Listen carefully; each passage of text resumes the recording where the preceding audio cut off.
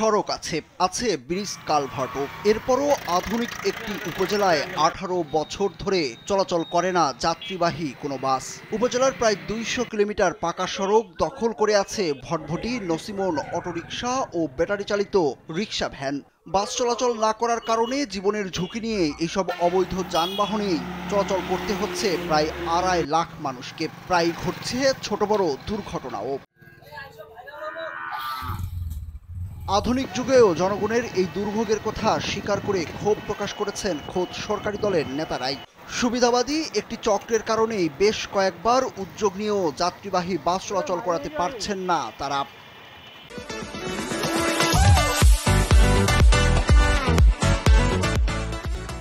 স্কুলে বা প্রাইভেটে আসতে যে পরিমাণ অধিক অর্থ খরচ করতে হচ্ছে একটি অভিভাবককে, খানসামার উপর দিয়ে নীলফামারী পর্যন্ত যদি কোনো বিআরটিসি গাড়ি চলাচল করতো তাহলে এলাকা মানুষ উপকৃত হবে। যাতায়াতে দ্রুত যাওয়ার কোনো ব্যবস্থা নাই।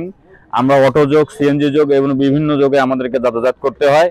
তো একটা বাস আমাদের এলাকায় খুবই প্রয়োজন। দিনাজপুরের খানসামা উপজেলায় দীর্ঘ 18 বছর ধরে চলছে না কোনো বাস। জেলা সদর থেকে এই উপজেলার সড়ক পথে দূরত্ব 42 কিলোমিটার, নীলফামারী জেলা সদরের দূরত্ব 15 কিলোমিটার, সৈয়দপুরের দূরত্ব 22 কিলোমিটার এবং বীরগঞ্জের দূরত্ব 20 কিলোমিটার। উপজেলা সদর থেকে এইসব স্থানে নির্মিত হয়েছে আধুনিক পাকা সড়ক, কিন্তু তারপরেও বন্ধ রয়েছে যাত্রীবাহী বাস। খানসামা এখানে বাস অবশ্যই দ্রুত চলাচল করার উচিত এবং সবাই সহযোগিতা পাবে।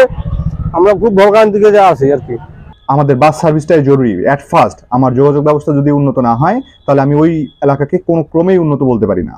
স্থানীয়রা বলছেন বাস না চলায় উন্নয়ন থেকে পিছিয়ে রয়েছে এই উপজেলা। আঞ্চলিক মহাসড়কে ঢাকাগামী নাইট কোচ চলাচল করলেও কেন আঞ্চলিক কোনো বাস চলে না সেটি প্রশ্ন তাদের। গত কয়েক বছরে ব্যাটারি চালিত রিকশা ভ্যানে সড়কে বহু মানুষের প্রাণ ঝরেছে। পুনরায় যাতে খানসামা উপজেলায় বাস, পাবলিক বাস চলাচল চালু করে দেয় সেই জন্য আমি সবিনয় অনুরোধ করছি।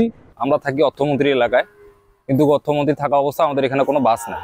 আমরা চাচ্ছি যে দ্রুত খানসামায় বাস চালু হোক। ব্যবসার খাতিরে বিভিন্ন জায়গায় যাই, রংপুর যাই, নীলফামারী যাই, এদিকে বীরগঞ্জে যাওয়া লাগে। এই অটোতে করে গেলে সময় অনেক লাগে এবং কি ভাড়া লাগে। দিনাজপুর মোটর পরিবহন মালিক সমিতির সভাপতি ভবানী শঙ্কর আগারওয়াল জানান, এরই মধ্যে উপজেলায় বাস চলাচলের সিদ্ধান্ত হয়েছে। খুব দ্রুতই মিটিং করে বাস চলাচলের ব্যবস্থা করার আশ্বাস দিয়েছেন তিনি। চালায় মহাজনরা পকেট থেকে তেল কিনে দেয়, কোনো মহাজনের জন্য গাড়ি চালাইতেই যাচ্ছে না। আচ্ছা যাই হোক, আমাকে লাইন ভাইও বলছেন, কয়েক ভাই বলছে, এমপি সাহেবও বলছিলেন। আমি দেখি আমার মিটিং আছে 5 তারিখে, আমি বিষয়টা দেখতেছি। উপজেলাবাসী বলছেন, বাংলাদেশের প্রেক্ষাপটে খানসামার মতো উপজেলায় বাস চলাচল না করাটা লজ্জাজনক। যে এলাকায় যোগাযোগ ব্যবস্থা খারাপ সে এলাকাকে উন্নত বলা অযৌক্তিক বলেও মনে করেন তারা। সুরুজ আহমেদ, কালবেলা।